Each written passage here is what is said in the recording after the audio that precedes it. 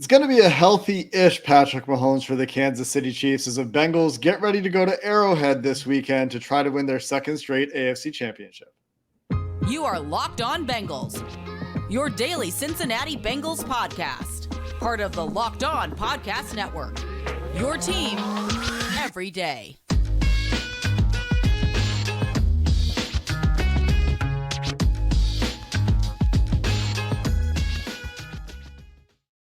What up, Bengals fans, and welcome to another episode of the Locked On Bengals podcast. I'm your host, Jake Lisco. He's your host, James Rapine, as we get you ready for the AFC championship game. We're free and available everywhere you get your podcasts and on YouTube, part of the Locked On Podcast Network. So if you're new to the show, make sure you subscribe, make sure you follow anywhere you get your podcasts. Will be delivered to your devices first thing when we drop our content every day. And you can join the many, many Bengals fans out there that make us their first listen every day. Today's episode of Locked On Bengals brought to you by LinkedIn Jobs, who helps you find the candidates you want to talk to faster. You can post your job for free at linkedin.com/LockedOnNFL. Well, James, we have a lot to talk about today. We didn't obviously get your score prediction on the crossover yesterday, to some of our listeners' chagrin. So we will get to that eventually. But let's start with the health updates. I think that there has been a lot of consternation this week, a lot of thought given to the idea that Patrick Mahomes may be limited, and he may be limited, but this is 2 straight days of the Chiefs listing him as a full participant in practice. The only limited participant in practice, in fact, for the Chiefs is Mecole Hardman, and the only other heavy contributor for the Chiefs that is missing is Clyde Edwards-Helaire, who is on injured reserve. So very healthy Chiefs team. That's the update from Kansas City. On the other side, James, doesn't look like there's any movement in the right direction that would suggest that Jonah Williams or Alex Kappa will return this week. And the big question mark for me is Hayden Hurst popping up with a calf injury on Thursday's injury report. It's not a question mark. He's going to play. He's fine. I think they were just being cautious with him. Now, if something crazy happens, then don't quote me on it, I guess. But, if the game was today, he'd play. So that's the good news. No Jonah.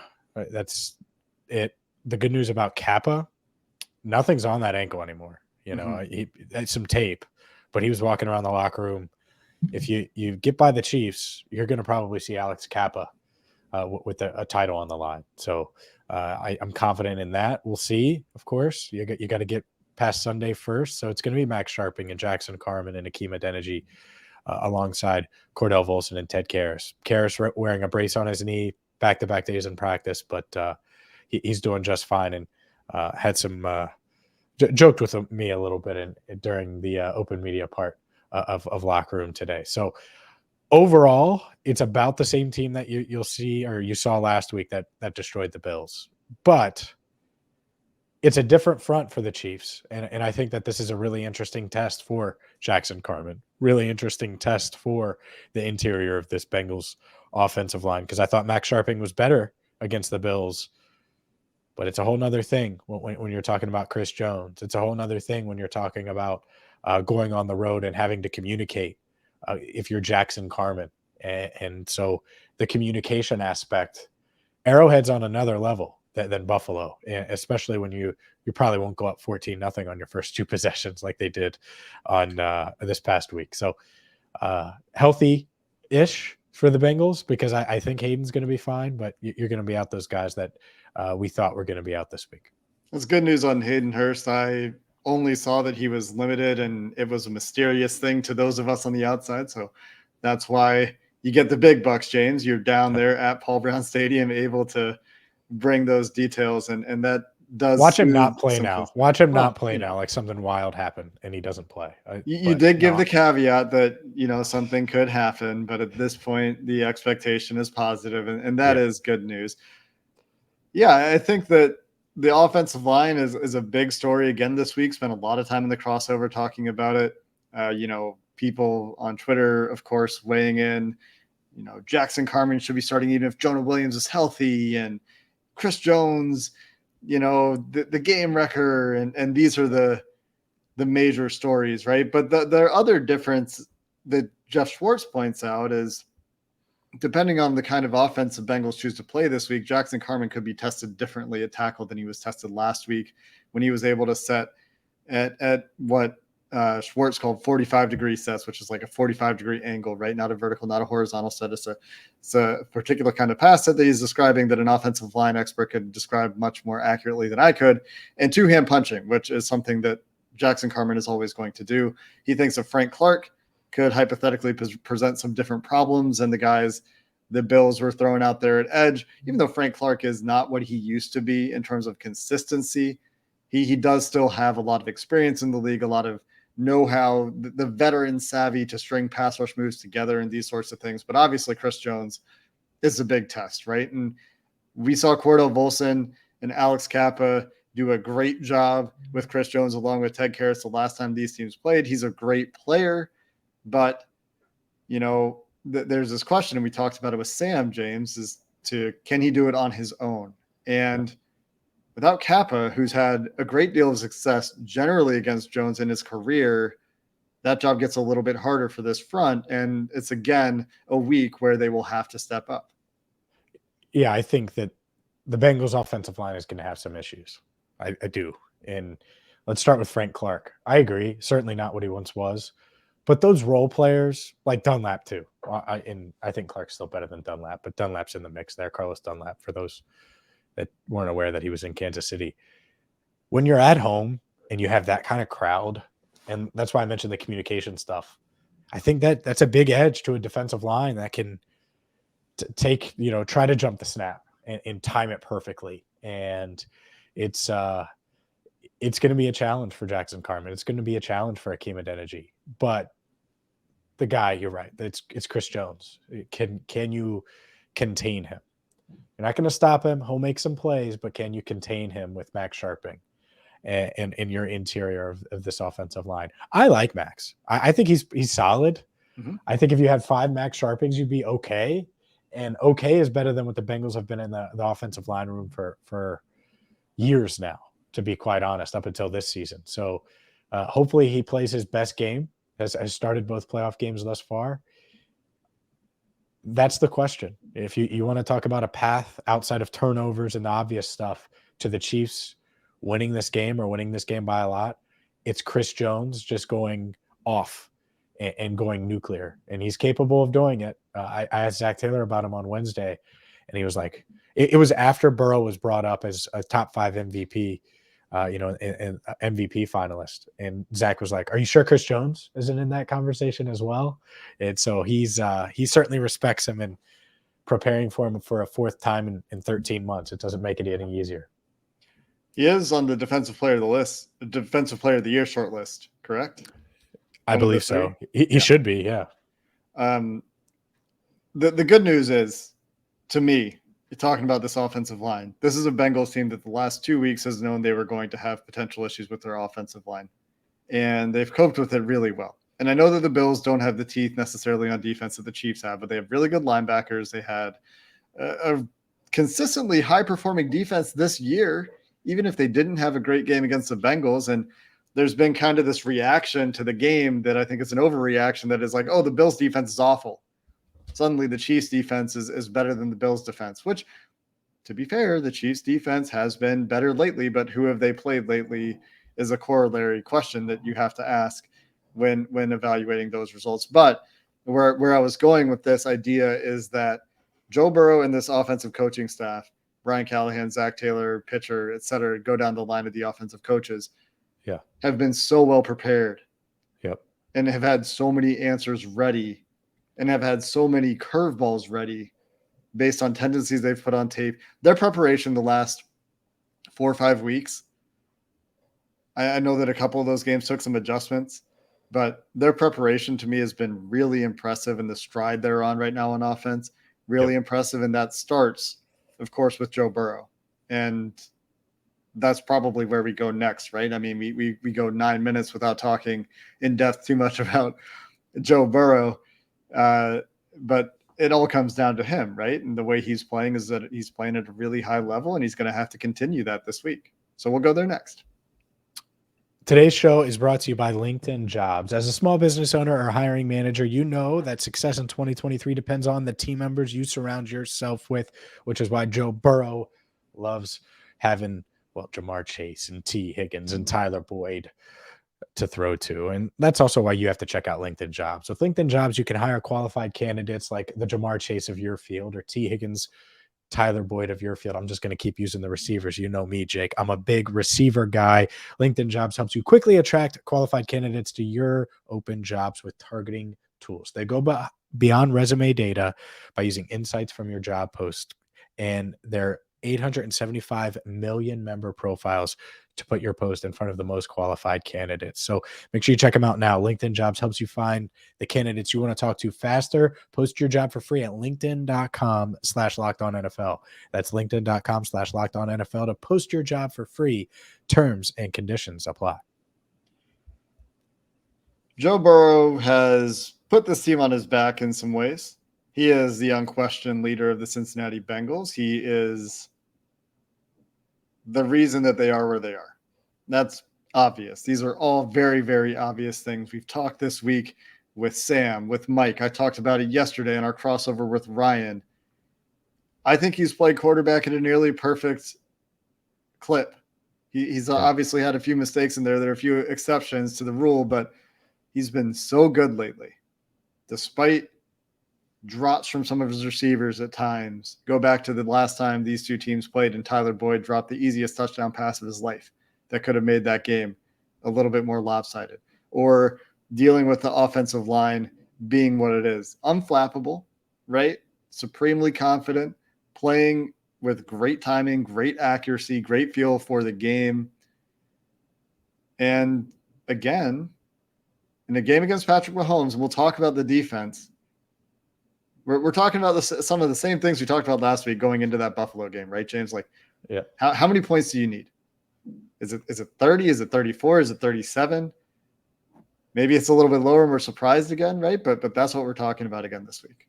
Yeah, it's because you're talking about the class of the AFC. And the Bills, I think some put the Bills on a tier that maybe they weren't. And I thought it was going to be tough. I thought there was an emotional aspect there. I also picked the Bengals to win partially because of Burrow, right? And I thought he would take care of the ball more and not make that big mistake. And it really didn't even come down to that. The Bengals were just that much better. I think these are the two best teams in the AFC, which makes sense, right? But I think they're the two best quarterbacks in the NFL. And that's the part of this where it's real easy to be like, oh yeah, well, the Bengals have Patrick Mahomes' number. They're 3-0. Well, a big reason why, all you have to do is look at the stats. And Joe Burrow's been better than Patrick Mahomes. He's in, and it might not be through 4 quarters. It might be in the second half of the AFC Championship game when the Bengals rallied back from an 11-point halftime deficit and an 18-point deficit overall. It might be having to overcome an awful offensive line and sneak away from Chris Jones and run for 7 yards or 8 yards on 3rd and 7 and the best 3rd and 7 run in NFL history. I hope Michael Vick's awesome spin move overtime run wasn't on 3rd and 7 because then I'm wrong. But I think from a quarterback standpoint, you need Joe Burrow to be the guy that we saw against Buffalo, because if he's that guy, he might not start 9 for 9. They might go 3 and out. They might, because Chris Jones might get to him once and they might get behind the chains. And this game could feel a little different, even if he's playing at that level. But if he's playing at that level, are you going to pick against the Bengals?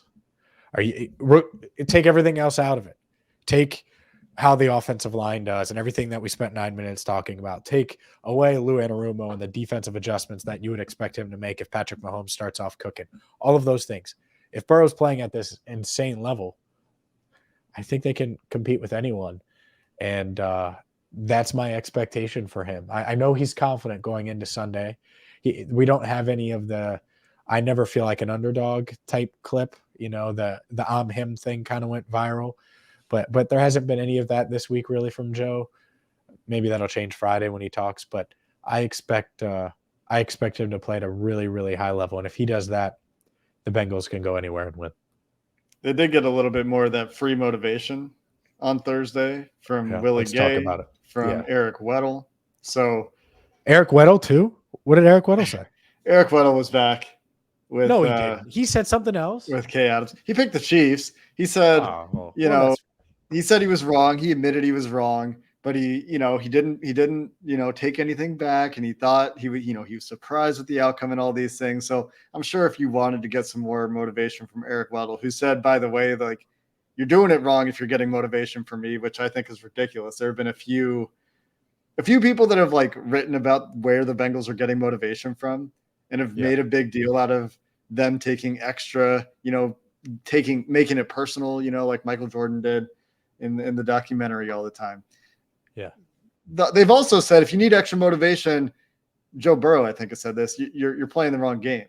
Sure. Right. So like, I think it's a bit overblown, but yeah. So the Willie Gay stuff, I could tell you firsthand how, and I'm not going to name names, but how some of the biggest stars on the team, how they took that. They were like, and for the audio audience, they just kind of shrugged and brushed it off about as simple as can be. And I know people wrote about it. I think they ran it by Jamar, but this is off the right. Their reactions were like, okay, I don't have anything to say to him. Like they just kind of, and I think that's the fun part about this team. I don't think they need more motivation, but the moment that NFL ticket stuff last week dropped, I did a video on CBT. I was like, of course I would print this out and put it in every locker.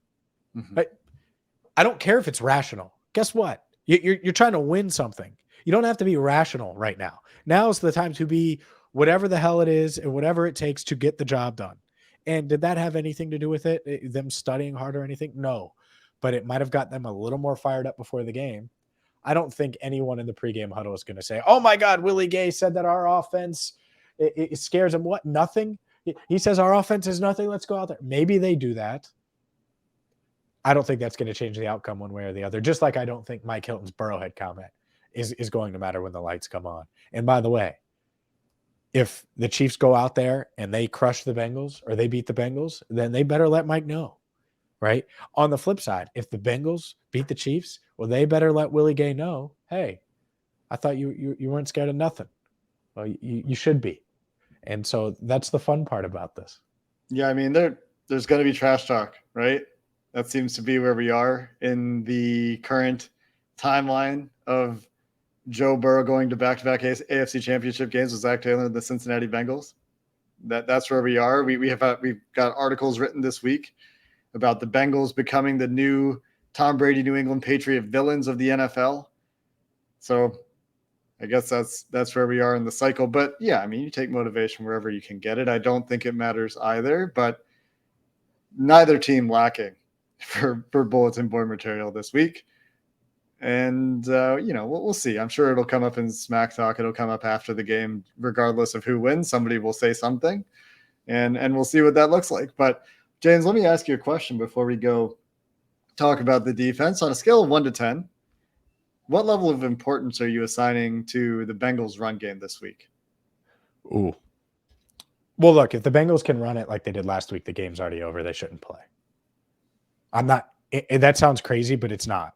Because if you want to give Joe Burrow that kind of run game, I think they're just going to roll. And this offense is just going to be able to go up and down the field and do whatever it wants. I mean, Burrow's used to winning without a run game in the NFL, which is just kind of wild. This year, how many times he's won without them being, two-dimensional and one-dimensional. So, but it's important. I would say a 6. I could go higher because if they do run the ball well, I think they win. But right, and it's just over. But it's a 6 because if they don't run it well, they could still win. Mm-hmm. And I think that's the aspect of it where I don't want to say 8 or 9 because I could see them winning without it. But if they do run it well and Mixon's running for 5 yards a clip, well, man, I mean, good luck. Good luck stopping the Joe train when Joe Mixon, the second Joe is putting up numbers like that. And both teams ran it well the last time these teams played. I think it is, and I've said this all week, I think it is a factor in this game. It'll help both teams stay on schedule, especially if Patrick Mahomes is at all limited. staying in 2nd and 5 and 3rd and 2 is better than being in 3rd and long. And we saw that last week with the Bengals against the Bills that helped them finish that game out, which they've been so good at this year. But they bled so much time off the clock. By the time the Bills got the ball back, it would have taken a miracle of proportions we haven't seen before in the NFL for them to win at the end of that game. The game was effectively over. But a huge part of this game, James, is a Lou Anarumo, Andy Reid matchup, the Lou Anarumo, Patrick Mahomes matchup, the Bengals defense of Patrick Mahomes matchup. So let's talk about that to finish the show next before we get to your prediction. Today's show is brought to you by FanDuel. It's Championship Sunday. Championship Sunday is here, and you need to get in on the action with FanDuel. We're really excited about our new sports betting sponsor, and they have so many great features that make betting on sports fun and easy. And by the way, they're the #1 sports book in America. FanDuel customers, well, if you're not a FanDuel customer, join today and get started with $150 in free bets guaranteed when you place a $5 bet. All you have to do is go to FanDuel.com/lockedon. FanDuel.com/lockedon. They have all your favorite bets from money line to point spreads to player props. By the way, the Chiefs now favored again because it looks like Patrick Mahomes' ankle is A-OK suddenly. It's wild. Up and down, topsy-turvy. The home team favored, which means the Bengals underdogs yet again. So again, don't miss out with FanDuel. Again, a $5 bet is going to get you $150 in free bets, win or lose, at FanDuel.com/lockedon. Make every moment more with FanDuel, official sportsbook partner of the NFL. Before we get to your prediction, James, and we do need to get to your prediction, people are very upset that they didn't get one from me yesterday. Not all people, only a few people, and probably not very, just a little. Anyway, let's talk a little bit. I'm upset, man. I wasn't there, man. You should have gave a prediction. Yeah, maybe. Go ahead and give one, Jake. No, thanks. But let's talk a little bit about this Bengals defense, because this is a team that has had answers to slow down, not stop, slow down Patrick Mahomes and hold that offense to some of their lower point totals that they've put up in the last few years, has held Patrick Mahomes to some of the worst numbers that he has against any other team in the last 2 years. And there's a large contingent, I think, that is waiting for Andy Reid, one of the best coaches of all time, according to many, and I would tend to agree, to find answers to the approach that Lou Anarumo brings. But Anarumo has been so multiple, so versatile, so quick to adjust, showing so many different things that I think is part of what makes it so hard for Reid to find answers. And without Tyreek Hill, which we've seen this year, this is a different offense to defend. Yes, Travis Kelce is excellent. Yes, Patrick Mahomes can throw to anybody and have success. But I still think that you got to feel pretty good about Lou Anarumo's track record against some of these great quarterbacks in the NFL, Patrick Mahomes included. You do. No doubt about it. Can he do it again? I mean, it's where we're at. It's tough. It's tough to do. Can he do it again? There's so much talk about Mahomes' ankle this week. You just got to treat him like he's 100%. And if it looks like he's not, then you go from there. You can't go into it saying, oh, we're going to blitz him and see, or, we're going to act like he can't move and see if he can. That's the opposite. I would always go on the other side, right? Proceed with caution. Mm-hmm. And I think that's what they'll do. But you never know. It's one of those things that makes Lou great and has made this defense really tough to deal with. And I think Josh Allen got his first experience of that. I've never really seen Josh look like that since he's become like superstar Josh Allen. Early on in his career, that's much different, but he just looked confused. Didn't look like he had the answers. Can you do that to a degree against Mahomes again? That's the magic button. And that's the thing, right? We say this about Burrow. You're not going to get him again. At some point, he's going to figure it out. And is this the time where Mahomes figures it out? I don't know, but maybe it is. And so that's why I try to remind everyone at the beginning of the week, like, this is still the Chiefs and Mahomes and Andy Reid and Kelce. And can you do that again? Can you slow down those guys again? Literally no team in the NFL can do it. Kelce always finds a way to get going, or everyone else around him goes off. And so Patrick Mahomes threw for 5,000 yards for a reason this year. He's a freak. Yeah. So we'll see if the Bengals can do it again. looks like they're going to have extra resources. Their plan tends to be dedicate extra resources to Travis Kelce, right? They recognize that he is weapon A in this Chiefs offense. I think that makes sense. I wish I could remember who did it, is a great breakdown of the way the Bengals would drop a guy. Like, you go back and watch, there's a Twitter breakdown of this. I can't remember who did it, but they would drop the defensive end on the side of the field if Travis Kelce motioned across, like say he motioned from right to left, he goes from Sam Hubbard's side to Trey Hendrickson's side, then they drop Trey Hendrickson and get a little knock on him at the line of scrimmage. He goes from in line or from trips out, split out wide into attached on the right side, then Sam Hubbard's dropping, and they're getting a bracket, and they're taking away that quick window and just muddying the picture for Mahomes. You go back to last year's AFC Championship game in the second half, people were saying that they had never seen Mahomes that confused, the way you just talked about Josh Allen, rarely looking like he didn't know where to go, double clutching a lot. But that, I think, needs to be part of the plan. But there are some differences this time too, right? Joe Thuney back, really a huge bolster for that internal offensive line for the Chiefs, which is fantastic from left guard to right guard. One of the best, if not the best, interior offensive line in the NFL. But Trey Hendrickson had his way with Orlando Brown last time these teams played.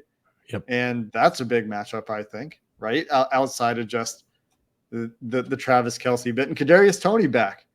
And he hasn't been playing a full set of snaps every game, but he has been a positive contributor for this Chiefs offense. He has, and he's dynamic.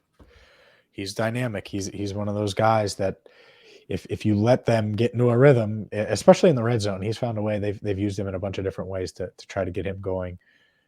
Look, it's still the Chiefs, and if they want to do that ring around the rosy thing, I know Anarumo was asked about that on McAfee's show. Mm-hmm. You just got to be ready, and they're going to have little wrinkles, especially if you get up early.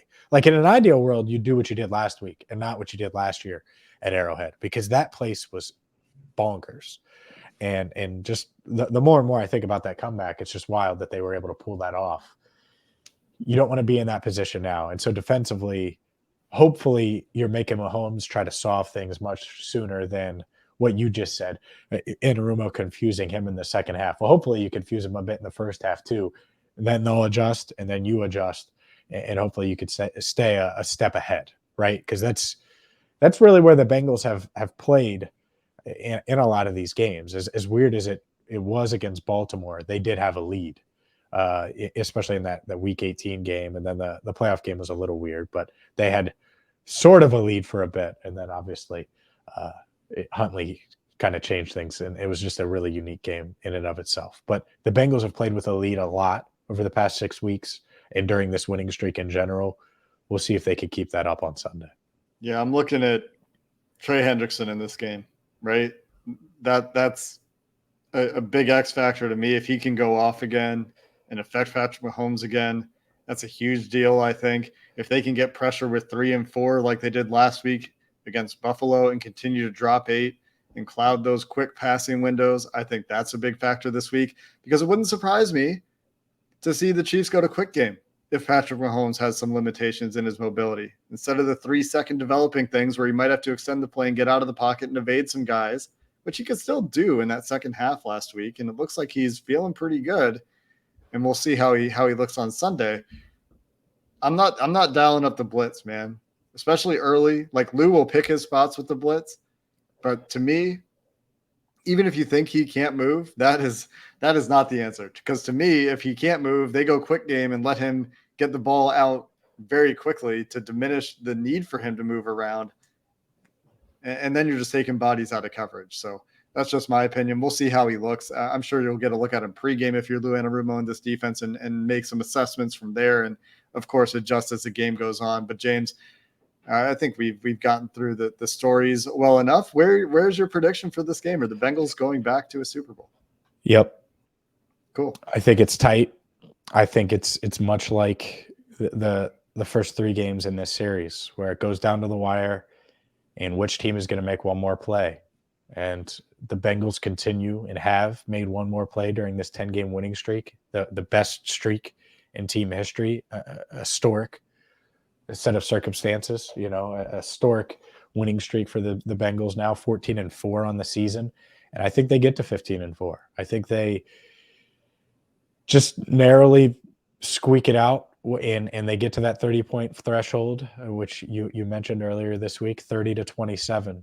They get it done. Evan McPherson, again, just continues to be clutch in cold conditions. It's going to be like 5 degrees at Arrowhead. I think Joe Burrow plays great. And at the same time, will there be some mistakes on offense? Yeah, there will. I think this offensive line is going to struggle compared to last week, and they might not be able to run the ball as well, but they should get theirs as well. And on the flip side, I agree with you about not blitzing Mahomes early. Let's see what he can do. And, then you pick your spots on when to blitz him still, but you might be able to catch him off guard if he's struggling to move around a bit. So this defense, they limit Mahomes just enough. Travis Kelce has single-digit receptions, not 14 like he did last week, and the Bengals advance. Why would you pick against the Bengals right now? I wouldn't, especially now that they're underdogs again, and you got Willie Gay talking. The whole vibe feels a little different, at least outside of Paycor Stadium, than it did a few days ago. Inside, feels the same as it did last week, the same as it did Monday, Tuesday. Now Thursday, as we record this, they're confident, but they're not cocky, and they're ready to go out there and play well. So I'm going to take the Bengals to get things done, 30-27. We'll see if they can do it. But if so, I'm going to have to book that flight to Phoenix. Yeah. I mean, I'm down. Let's go back to the Super Bowl. Let's see the Bengals do that 2 years in a row. That'd be – that's what we like to do here on the Locked On Bengals podcast. We like to cover Super Bowls, right? That's right. Hey, I don't want to give the new nickname yet. Just get it done on Sunday. Just get it done, and then I'll drop the new nickname. Something to look forward to for all of you out there. By the way, Ryan Tracy's score prediction, James, 31-30, Chiefs favor. So you're both right around that 30-point mark. I haven't thought about this until you did your score prediction, and we don't have time to get too far into it at this point. We need to wrap up here, but McPherson in the cold is a storyline to me. This is where we saw some weird things happen with special teams, kicking footballs when it's 5 degrees, is kicking rocks. And so that I think is a challenge, but he's been good. He's been solid in the playoffs, and that will need to continue, of course, if he's going to do it. It was cold at Arrowhead last year. Yeah. Not this cold, right? No, but New England was weird. Right. It was weird game. Now who knows? Maybe the wind's swirling at Arrowhead too. But I would also bet on McPherson to drill the game winner if needed. Yeah, you would hope that clutch gene that he showed last playoffs is still firing on all cylinders, right? And he's been good in the playoffs. He's been solid the last couple of weeks, and that will need to continue again this week in Arrowhead. But we'll be back after the game. I may be on vacation, but like I said, I'm still here for Locked On Bengals as much as I can be. So we will have you covered after the game, James from Arrowhead, of course. And hopefully we'll have some nice Super Bowl plans to talk about then. Until next time, Bengals fans, thanks for listening to the Locked On Bengals podcast. Hoo day, and have a good one.